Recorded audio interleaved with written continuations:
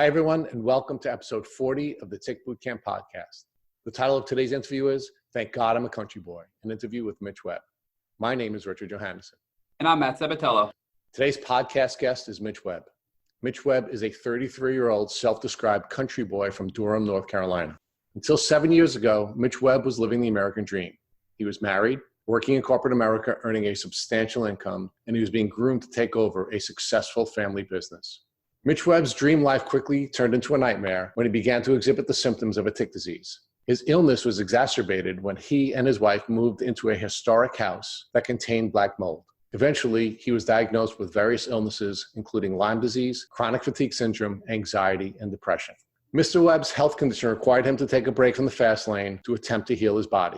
When Mr. Webb's health improved enough to return to his corporate job, his sales manager urged him to talk less about health and more about his job. That moment allowed Mr. Webb to realize that his corporate job did not allow him to help other people. He left his job and began a course of study to become a health coach. Today, Mr. Webb describes himself as 100% healed from Lyme disease, and he credits his tick disease journey with allowing him to find his passion and his purpose. Hey, Mitch Webb, thank you for joining us on the program. Good morning. Thank you so much for having me. So, Mitch, can you tell us a little bit about what your life was like before you started to find yourself symptomatic from a tick disease? So that was maybe 10 years ago. I was a normal college kid and quickly went into the workforce. I was a sales executive working for my family company, a large printing business here in Burlington, North Carolina. And, I was working with some of these big companies and, I was super stressed. I had a pretty large income. I had the perfect life, if you will. Just married my beautiful wife, was in line to take over the business, had the nice expense count, the company car, and preparing to build my dream home with my wife. So, everything seemed to be going in the right direction, and I was set up to win. And and then I got Lyme and had to kind of take a break from life in the fast lane and really look at how was I going to heal my body. And ultimately through that, I was able to find out who I was, what I was made of, and my path and purpose in life. All right, so Mitch, we're going to walk back a little bit to when you first started showing symptoms. Can you share with our listeners how your symptoms began to develop? How did you know you were symptomatic? So I guess I need to back up a little bit before the Lyme, and I've got to give you guys the whole story. And so Lyme was, we talked about earlier, before we got on the podcast, we were talking about Dr. Rawls and how your pot boils over. And so my pot started when I was traveling through Europe in college, and we were up partying one night, and I fell out of a window and hit my head really bad. I fell 2 stories, had a traumatic brain injury. Okay, so I was young and dumb, and I didn't really seek out any help. I didn't realize how hurt I was. I started having out-of-body vertigo experiences, and I started having panic attacks. Didn't even know what that was, and I soon quit sleeping. I had an autoimmune breakout in my entire body. I had plaque psoriasis. When I got home, they said, hey, you got a little bit of brain damage, but they sent me home on my way. Soon after that, started taking antidepressants. They're not really antidepressants, I guess sedatives, benzodiazepines, and things like that. And I didn't even know what those were at the time. So then I get into the work world, the workforce, and I'm adding more stress and more stress. I started taking more of those sedatives. And then I moved into a house that had chronic black mold in it. I had actually found the paleo diet around that time and started improving. I was doing neurofeedback. I was doing lots of really good things for my brain. And I was actually about ready to get off the benzodiazepine. And when I moved into the house of black mold, about 3 months into it, I completely quit sleeping at all. So, there wasn't a single medication that could help. I started losing my mind, it felt like. So I had all the symptoms of Lyme. Now, at the same time, this also coincided with a camping trip where I was bit by several very small ticks. And so, I've been bit by ticks my whole life. But, I was a country boy, grew up out in the country, and I, never really thought about it that much. And, I quit sleeping. I'm having memory issues. My joints are really bad. I would get lost in traffic, stuff like that. How do you believe the tick bite experience impacted the overall boiling pot that you seem to be exhibiting in your lifestyle and life events? I think that was the straw that broke the camel's back. You know what I mean? So living in the mold, I think, suppressed my immune system enough that Lyme could come out. So if you were to test my blood now, and I've had this said by many doctors, is that, if you look at it, it looks like my immune system has definitely come into contact with it, but it's overcame it. So we know that mold symptoms and Lyme symptoms are very similar. And I think that because the mold suppressed my immune system, the Lyme was able to come out as well. So you believe the Lyme bacteria was successful in attacking your body because your immune system was compromised and Exactly. unable to manage the Lyme because of the compromise from the mold. That's it. So can you share with us when you were ultimately diagnosed with a tick disease? So I think I moved into the house around 2010, so I was about 24 years old, and then I was diagnosed maybe 2 years later at 26. So I started reaching out to different friends and family, and I had a health coach that I worked with, and the neurofeedback that I mentioned earlier, I was going there to get some help with my brain. And the lady there is just kind of coincidence, like she was my angel. She goes, "Hey man, the symptoms that you're talking about really sound like Lyme, and I've got Lyme, and there's an integrative doctor here in town that you need to go see." And so I worked with the integrative doctor for a year or two before we ever figured it out. And they thought I had cancer and MS and all kinds of stuff. And so we had to, kind of pull that apart until we figured it out and got diagnosed. So, Mitch, was it tick bite prior to your traumatic brain injury on vacation in Europe? Well, I had tick bites my whole life, but I'd never had those really tiny ticks that bit me. And from what I understand, they're more prevalent with Lyme. And so the head injury maybe was 3, 4, 5 years prior. So can you walk us through, Mitch, the progression of your symptoms up until your diagnosis? Yeah, I think the main thing for me was sleep, anxiety, joint pain, and brain fog. Having issues after the head injury to, cleaning up my diet and starting to see some new benefits and starting to sleep better. And then after being in that house for 3 months, I quit sleeping altogether. And about that time, I've always been into exercise, and I was starting to get into it more heavily. And my joints just started getting more and more painful. And I had a group of guys that I was working out with, and after everybody, we'd all have breakfast at my house after a workout on Saturday morning, and I would be in the floor laying on ice thinking that, every time you work out, you've got to be chained to ice for 3 to 4 hours. Not to mention the brain fog. I began walking into the kitchen and not knowing why I was there. And I would be driving in traffic and in my hometown that I grew up in my whole life, and I didn't recognize where I was. I already had a little bit of anxiety, but it seemed like nothing could help me. So the medication that I was taking at that time didn't do anything for me. And so I noticed just an increase in symptoms across the board. You got diagnosed in 2012 by your neurofeedback doctor. What was your plan once you got a diagnosis?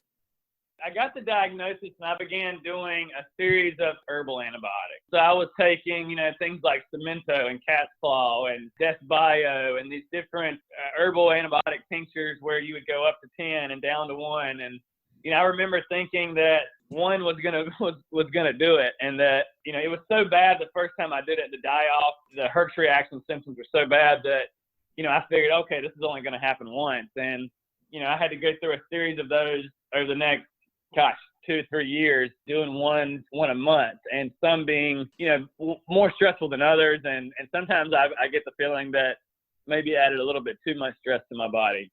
So, Mitch, can you talk about how many doctors did you see before getting a proper diagnosis?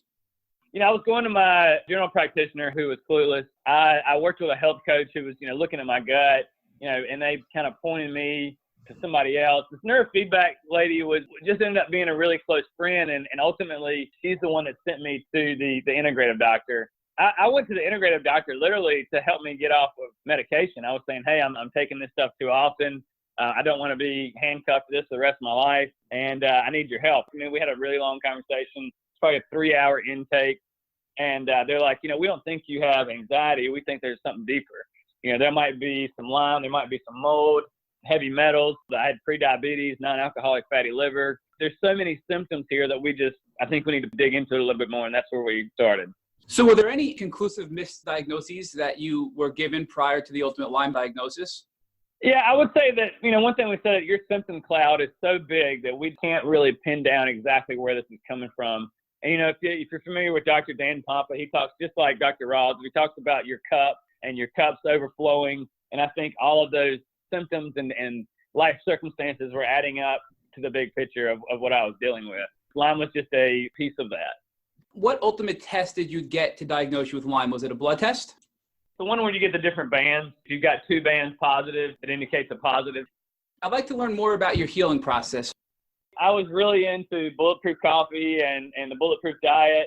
And at the same time, I was following Dave Asprey, and I'm in the doctor, and they're like, hey, we think you might have some mold as well. And I'm like, there's no way. I was renting a 100-year-old house. I didn't know it. It's a beautiful house, but it just didn't look that old. And so I leave that doctor's appointment, and Dave is doing a giveaway for his at-home mold test. And so I get a mold test done. We realized that there was more mold on the inside of the house than the outside of the house. They moved us out for a month. And so when I moved out for that month, that's the same month that I started doing my first round of Lyme detoxing with the herbals. You know, the way that I remember it is I started sleeping better, maybe because I'm out of that environment, but I would feel good in the evening and I would feel good in the morning, and I could sleep a little bit better for the first time. But during the day, I knew that about lunchtime, you know, it felt like cortisol spikes. So I just had really high cortisol, the brain fog kicked in. You know, my way of combating at the time, which, you know, I don't agree with, was I found nitro coffee. So I was doing 200 to 400 milligrams and pumping that in the morning so that I could remember my name after lunch. I mean, they told me I'd call into the office and I'd ask for the same person 3 times in a row and ask them the same question. And so everybody around me started, you know, asking questions, you know, what's going on? And that lasted for a year or two, I would say. And then I got into heavy metal detoxing at the time. I was doing IV chelation. I think that's terrible. So it was detox done wrong. So instead of grabbing those heavy metals, pulling them out of the body with binders correctly, they were recirculating and getting deeper into my brain. And so, you know, I was working with this functional doctor. They definitely got me out of the woods a little bit as far as the Lyme. I think that's probably what they helped me with the most. The metals, I think, screwed me up a little bit. But I'm big into Ben Greenfield. I don't know if you guys know his podcast, but I went down to meet him and Joe Mercola, Dan Pompa at a health seminar in Atlanta. And Dan Pompa gets up there and shares his story of overcoming Lyme and different symptoms that go along with that, heavy metal, and then all of his clients. I'd never heard anybody speak exactly to what I was dealing with. And so we started working together. Soon after that, we were addressing the Lyme, we were addressing the mold, we were addressing the heavy metals all at the same time. And when I started getting better was when I really started getting into the diet. So I'm a firm believer in ketosis diet with an emphasis on fasting, with intermittent fasting, long-term fasting. But I had non-alcoholic fatty liver. I had prediabetes. I didn't know that. My blood sugar was 120, and I would consider that pre-diabetic. I tried the keto diet for quite some time, for maybe a year and a half. Couldn't really get into it. I'd feel good for 2 weeks, and I'd feel like crap. I'd be waking up in the middle of the night. I'd be, you know, stressed out and anxious during the day. Whenever we found out that I had non-alcoholic fatty liver, you know, he's like, you know, the only way to really burn off that fat and that sugar that's accumulated in your liver to get it to work properly, to get you to this ketotic state, to be able to burn fat like a fat-burning beast, that I needed to take care of that. And so he goes, hey, why don't you go listen to some of these podcasts on extended fasting? And, you know, I was in as soon as I listened to it. You know, when I work with clients, when I tell them this story, I'm like, do not be like me. You know, do not run into this. You know, there's such an easier, more elegant way, less stressful way to do this. And if we go at the client's pace, I'm kind of an extremist, I guess you would say, and I jumped in full bore. The first 5-day water fast was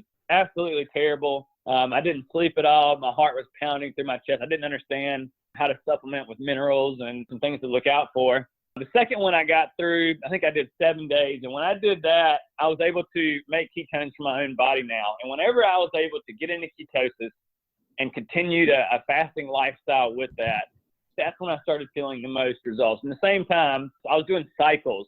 And so, you know, using lots of binders and doing heavy metal protocols and doing lots of different Lyme tinctures and bringing them in, you know, 2 or 3 at a time. And every, you know, maybe it was a week, maybe it was 5 days on, 5 days off, I would go off of them and then come back on them. And so, you know, the thought there, I believe, was to give them a time off, let them to come out, eventually encourage them to come out, and then to kill them with the herbal antibiotics, but to keep them on their toes by throwing in a multitude. I mean, if I went upstairs right now, I could probably pull out like 12 to 15 different tinctures that I was using, and I'm sure you guys are familiar with a lot of them.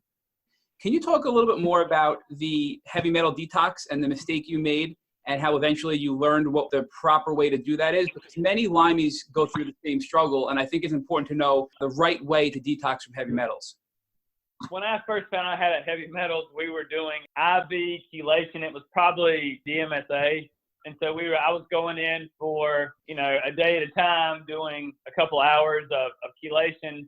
They would just give me literally a handful of chlorella. And so, yeah, chlorella can bind up heavy metals, but it's very weak. And, you know, they had people doing 5 to 10 a day. And I will say in the beginning of doing that, I was hurting just from taking 5 chlorella, which blows my mind these days. But Back then, it was hurting me. So what you want to do is you want to take a strong binder, something that's going to sit in the gut, something that's got clay, activated charcoal, different things like that. And I think you need to do more than just activated charcoal so it'll stay in the gut a little bit longer.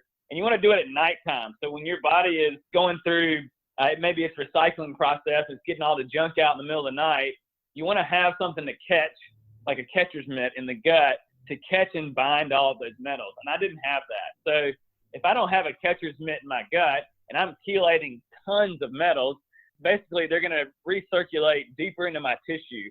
And because of my head injury, I believe that it was able to cross the blood-brain barrier and get deeper into the brain that way. So ultimately, I had to get on a different protocol where I was doing DMSA and alpha-lipoic acid every 4 hours, and I was waking up at night, and I would bind at nighttime along with taking the lime supplement. And I did that for about 2 years. And I would say that if somebody's gonna get on that, you definitely want to make sure you test first. Make sure that's a priority. It is quite stressful on the body. Sometimes you feel amazing. Other times you just feel like you've got Lyme again. You know, it was absolutely terrible. You know, sleepless night, lots of stress, high cortisol. But other times that cortisol felt good, to be honest. And just here in the past year or so, after doing 3 years of that, I learned an easier way to do it. So I use a product called Vitality Drops, and I went from feeling like I'm handcuffed to this heavy metal detox to doing something that's a lot more mild. Now, I still, if I go a week without having the Vitality Drops, which is, I hate saying this word, tinapotolite, I can't say it. It's going to bind to the metals. And it's also getting all kinds of mold and other toxins and BPAs, plastic, stuff like that. So I went without taking that for 7 days. And I remember this happened maybe a couple months ago.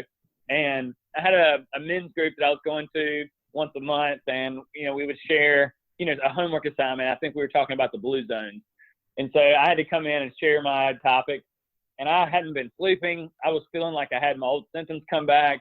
And that really scared me to death. And I didn't know how I was going to be able to share this homework assignment. I couldn't use my brain. But luckily, someone brought me the Vitality Drops while I was there. I wasn't even thinking about this.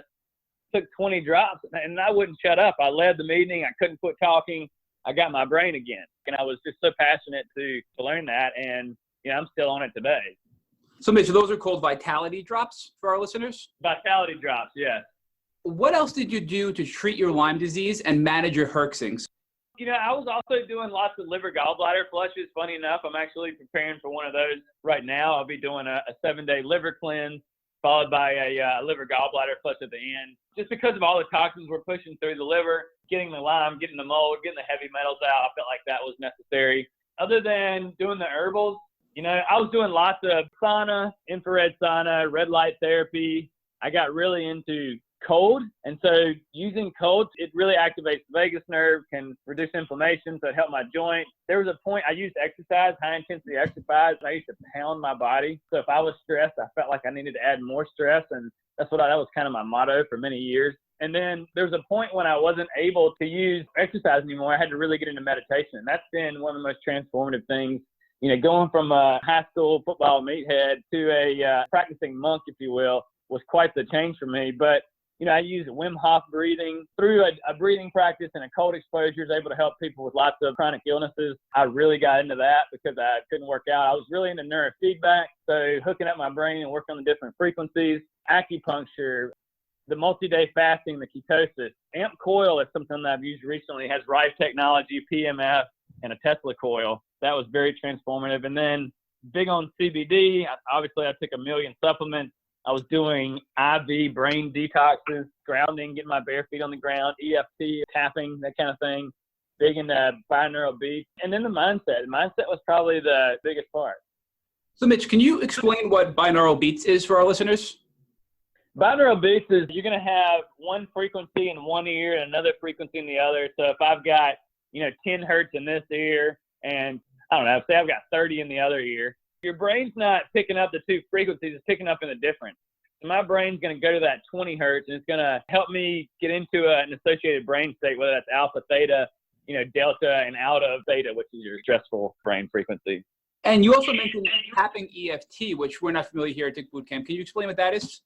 Yeah, tapping is, you're basically just tapping on different points in your body and come up with a statement. So say mine's anxiety. I would say, even though I have anxiety right now, I love and accept myself unconditionally, right? And so you would rate that. Is that like a 0 to 10? Where's that at? So I'm at a 10 right now. So now I'm going to tap the top of my head. I'm going to tap the right at my hairline as I say that affirmation over and over. And then I'm tapping in between my eyebrows. I'm tapping my eye socket around those. I'm tapping under my nose and the top of my mouth. I'm tapping my chin. I do my collarbone, and then I do my chest. And then I check in again and I say, even though I'm experiencing this anxiety, I love and accept myself unconditionally. And where am I at now? And a lot of times you'll find after 1 or 2 sessions of that, you can go from a 10 to a 6 or a 4, and it's pretty amazing. I do that with a lot of my clients these days. So you really feel that's an effective way to treat anxiety and some other symptoms related to Lyme disease? Yeah, I think it's just, entrainment and pulling the mind out of the body. So just finding ways to get out of your own head. You mentioned AMP coil earlier and the PEMF technology. That's something that we had discussed with Dr. Rawls and some of our previous guests. Can you talk about how effective that was for you and if it helped you in your treatment? Yeah, I think it's what kind of like the final straw for me. So this is only the last couple of months. When I moved to Durham, I just moved to Durham in December. I was still in a really bad place. And by January, I met a doctor who had an AMP coil. After working with so many doctors and spending so much money, I was really apprehensive to reach out to anyone. I didn't feel like anybody understood where I was at and could meet me where I was at because I felt like I was so deep into it. But I needed to shed that last skin, right? I needed to get out of that mindset as well. And so I met a doctor here in Apex, and she was introducing me to the AMP coil. You do a voice analysis that tells you, what are the top 2 or 3 things that your body's dealing with, and it goes after it. Obviously, I was still dealing with some infections, some parasites. The AMP coil is it's like a sound machine, if you will. It resonates to a certain frequency to kill those different issues that you're dealing with. And so for me, I was doing that maybe 2 to 3 times a week, and I still do it maybe once a week. And, at the time, it was a breakthrough. It made me feel like I was meditating when I wasn't. So it was very euphoric, and I would get major breakthroughs from doing that multiple times a week. So, Mitch, you also mentioned the hyperbaric oxygen therapy. So we have had some guests who it's really helped them and other guests that it's made them, significantly worse. Can you talk about how that has helped you in your journey? Yeah, it was awesome for me. So I took one home, had it for about 2 months at my house. I think more than anything, it helped improve some of the concussion symptoms. It made me feel really good. At the same time, I was doing the ketosis thing. So we know that when we're in ketosis, we're going to have that lower inflammation combined with the hyperbaric oxygen. I was doing my deep breathing cycles in there and helping my body that way. It was another thing that's really interesting is I was back working out again at that point, and I could, let's say strain a muscle or maybe be a little bit under recovered after a workout, and I could hop in there, take a nap, and feel like Superman afterwards. And so it just boosted my immune system, I would say, and got me to a place where I could heal a little bit more. Mitch, in your pre-podcast questionnaire, you mentioned that you make your own stem cells with multi-day fasting. Could you talk more about that? Yeah, so whenever we fast, what do? Our insulin goes down, our blood sugar goes down, our body's not getting any food, so our liver goes, I got to make my own. So I'm going to take adipose tissue, I'm going to take fat from my own body, and I'm going to convert that through my liver into ketones. And whenever we get into ketosis and fasting for multiple hours, I think around the 18-hour mark, we get into what's called autophagy. Autophagy is self-eating. So what happens is our old, damaged, aged cells are eaten by our body and recycled out, and we make new ones. And so what kind of happens is you have these senescent stem cells that after, I think day 4 is maximum growth hormone. Day 5 of water fasting is when you get maximum autophagy, cellular cleanup, cellular repair. And so your body's taking out the trash and making new, more dense mitochondria, new cells. And so that's how I make my own stem cells that way, through intermittent fasting and multi-day fasting. So Mitch, after you had these hurdles with your healing plan and adjusted your plan to feel better, you really made some significant progress. How are you feeling today? I feel amazing today. I've got my life back today.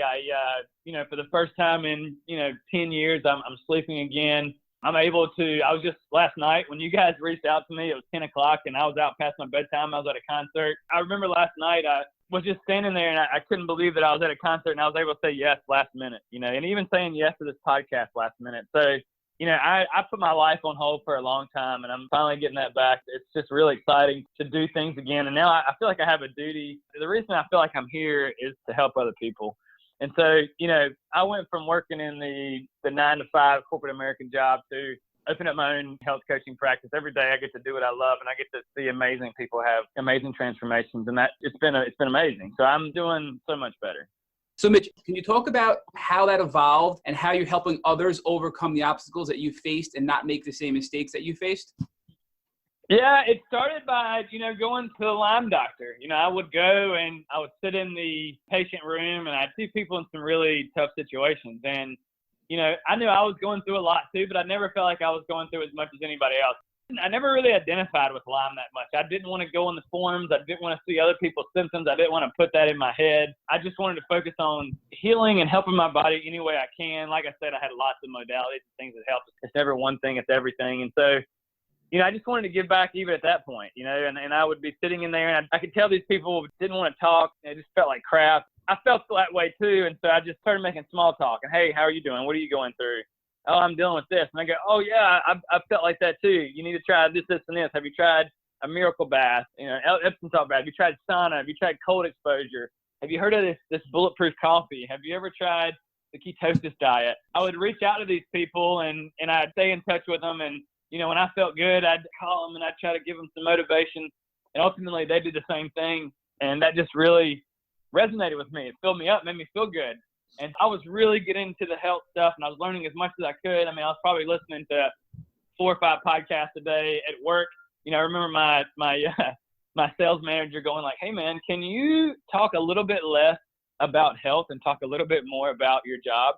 I was really upset at that. And I realized too, at the same time, these people aren't serving me, that I want to help others. And so I met a really cool chiropractor at the time. And I would say ketosis was a fringe diet at that time. It wasn't like it is today. And it's like the Goldilocks of the health and wellness community. And I met this doctor who was as crazy as I was. And so I could tell by how fast his brain was working and how fast his speech was and where his cognitive function was and how much energy he had. I'm like, you're in ketosis. And he's like, yeah. So you're taking ketones. And he went, yeah. And so I'm like, we got to talk. And so we just started nerding out together. And I really was into all these different modalities that I had learned, the hot, the cold, the red light, the infrared, compression, float therapy, flotation therapy, all this stuff. And so I'm like, I'm in this corporate job, man. It looks nice on the outside. I'm coming in these nice business suits to get an adjustment. He's a chiropractor. But I'm dying inside, man. I hate this. I want to do what you do. And so I started sharing my interest in these different health modalities. And he goes, oh, come here. You got to try this laser. He goes, put it on your brain, and we're just really geeking out of this stuff. And I go, hey, man, have you ever thought of opening up a cryotherapy center and having these different modalities? And he's like, yeah, that would be cool. Let's do it. And so that's all I needed. I leapt and I didn't ask any questions. It ended up not manifesting. But what he did was he's like, dude, you're a health coach. And I'm like, what is that? And he's like, you work with diet and lifestyle with people and you work one-on-one. I also do groups and I have an app and those kind of things. But he goes, if you'll go get your certification, then I'll start sending clients your way. And so I got my certification over the next 6 months, 9 months, something like that. I quit my job and, I was also going through a lot of healing that time. That's probably why it took a little bit longer. But by the end of that year, from leaving the job, taking some time to study the course, getting certified, I landed with like 5 customers. And, we're working on this business, this recovery business, if you will. It never came to fruition, but the health coaching took off. And I realized I loved it. And it was my purpose and my passion to help others. And the rest is history, man. So Mitch, can you share with our listeners what the name of your company is and what type of services you're now offering to folks who may be dealing with Lyme challenges? My company name is Primal Lift Health Coaching.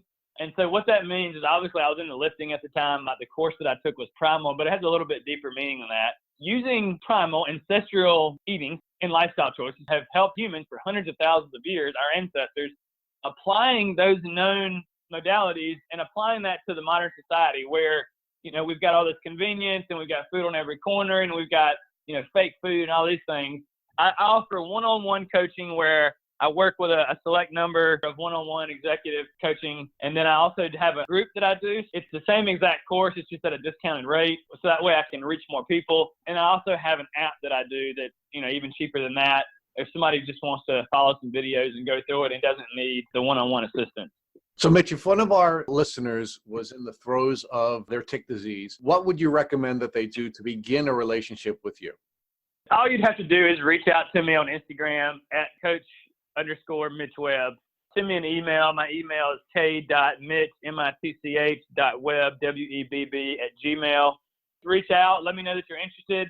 So anybody that's listening to this podcast can call and give them a free hour, and we'll just talk about what's going on. And I'll tell them my approach to things and what's helped me and meet them where they're at. And so based on where they're at, kind of give them an idea of where they need to go and, give them some resources to check out, podcasts, books, that kind of thing. And, if they feel like they need some more one-on-one help, then that's what I'm here for. So, Mitch, do you think the recommendations that you would make for a potential customer who is dealing with Lyme challenges, would your advice be different if they were in the acute phase of their infection rather than the chronic phase of their infection?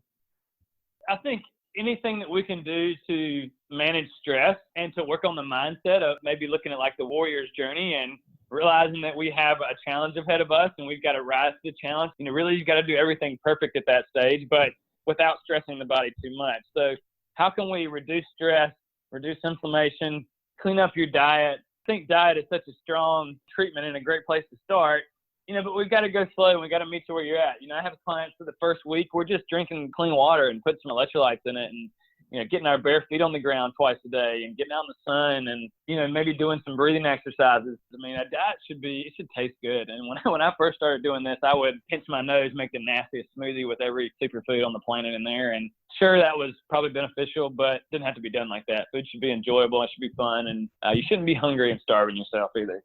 Mitch, we noticed that yesterday on your Instagram account, you posted something about ketone salts and how they really, I don't want to be dramatic, but sort of change your life and help reduce inflammation and reduce your anxiety. Can you talk about what those are and how it really helped you? Absolutely. Yeah, ketone salts, they're bound to different minerals like sodium, potassium, magnesium. And when you take them, similar to, when you're in a ketotic diet, when you're restricting carbohydrates or fasting, your liver's going to make ketones. But this is a way to take them exogenously. So you can make them endogenously through your own body. You can take them exogenously. And so what that's going to do is it gets around the Krebs cycle. You're able to use this as a fuel, and it's an alternative fuel for your brain, your heart, your muscles. It's utilized just like glucose, but at a less oxidative, less inflammatory state. And so when I took these for the first time, it was amazing for me. Now, not everybody gets the same results, but for me, it was like the lights came on upstairs for the first time. My brain turned on, my anxiety was gone, my focus was there, my word recall was on point. And they're also a signaling molecule to the body to reduce the oxidation and inflammation. So it helped my joints, my memory, everything improved. And so from there, I'm like, I got to figure out what this diet is and continue to use these ketone salts. I took one before I got on the call with you guys. I'm doing a disservice if I don't use it because my cognitive function and my word recall is much stronger that way. Knowing now what you know, if you woke up tomorrow morning with a tick biting you on the leg, what would you do? I would try not to freak out, man. I would remove the tick to get it to release in a way that the head doesn't come off. But ultimately, and most importantly, I would try not to freak out. So our mind is so powerful, and we create our future reality with our thoughts and our emotions today. If I'm just telling myself that I've got Lyme again, if I'm focused on that, I can manifest that with my mind. That's the most important piece. And if I can expand on that a little bit, I think ultimately that's what got me healed in the past couple of months is realizing I treated myself like a victim. I was a victim for so long, and I was in that state for so long that I took on that identity. And once you get clear on the negative thoughts that you're telling yourself and the negative emotions that you're feeling, you can really see how we create our future with that. And so I think if we get clear on what we do want and the emotions that we expect to feel when we reach those goals, so we don't ask for that out of a place of pity or sorrow or hope, we know that it's already happened. So if your brain thinks the event has already happened, it is going to manifest that future for you. So a quick visualization that I do with a lot of my clients is everybody close their eyes. I've got a lemon in my hand. And you can see the lemon, you can see the bumpiness on it in your mind. I'm going to cut that lemon in half, and it's going to spray on your face a little bit. You're going to start to smell the citrus. And then now I'm going to cut it into quarters. And together, you and I are going to take this lemon, and we're going to bite down on it. And so when you bite down the lemon, you know what it tastes like. It's really sour. It's a little bit sweet. The juices are running down your mouth. And now you open your eyes, and most of the people are going to say that their mouth started to salivate. And so that exercise right there shows us how powerful our thoughts are, and how important it is to stay positive. Even if we're going through the storm, focus on the person that you want to be. A lot of times I ask the people that I work with, what does the new you look like? In 6 months, we've worked together. You've made lots of changes. You've done everything right. What does that look like? What's that feel like? And that's what you got to stay focused on. So, ultimately, just chill out and roll with the punches. We're going to have to deal with it one way or another. And, getting worried and upset about it is just creating the wrong result, I believe. Thank you for listening to the Tick Bootcamp interview with Mitch Webb. To our listeners, we have a call to action. First, if you'd like to learn more about Mitch Webb and his tick disease journey, please visit his Instagram at coach_Mitch Webb or his website at www.primallift.com. That's PRIMALLIFT.com. Second, if you enjoyed this episode of the Tick Bootcamp podcast, please share it with your friends by using the social media buttons you see at the bottom of this post. Third, the Tick Bootcamp has created a Tick Bite blueprint that is inspired by the information that has been provided by past guests on this podcast. We urge you to visit our website at www.tickbootcamp.com to view the blueprint. Please note we would appreciate any input or improvements you would like to offer. Fourth, don't forget to subscribe to this podcast on iTunes, Google Play Music, or Spotify to get the automatic episode updates of our Tick Bootcamp podcast. And finally, we thank you, our listeners, for your past comments. We would appreciate you taking a minute to leave us an honest review on iTunes, on Instagram, or on our website. We make it a point to read every single one of the reviews we get. Thank you for listening.